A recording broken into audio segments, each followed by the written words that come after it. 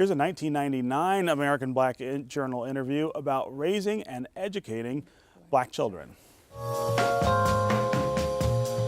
Is there value, in your opinion, to African-centered academies or black private schools or black public school academies?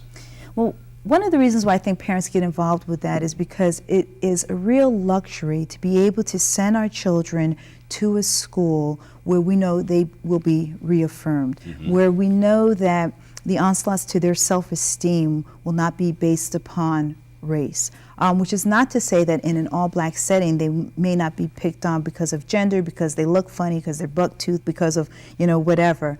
But that's at least one less layer that we would have to deal with in an all-black setting. The reality is, though, is that not a lot of parents have access to that, unfortunately. And so when parents don't, what they need to do then is focus on making sure that our children are in settings where they will be reinforced and will feel positively about themselves as African American children, where the teacher or the daycare provider understands what our culture is and understands when our children are expressing that culture. So I'll give you an example. When my 4-year-old was in a preschool setting, she was in some play group, and the teacher and all these other children were doing some sort of sport where they were saying, "Say it loud, say it loud." And then she said, "I'm black and I'm proud."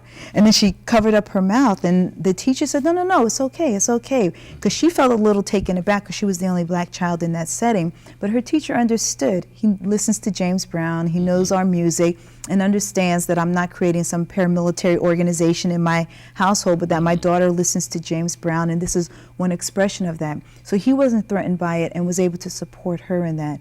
So when I talk to parents about what it is that you need to have for your children in educational settings, many of us would like our children to be in all black settings, but then if you don't have the luxury of having that, what you need to do is make sure that those people who take care of our children understand our needs, understand our culture, and are held accountable for making sure that our children are reaffirmed as African American children.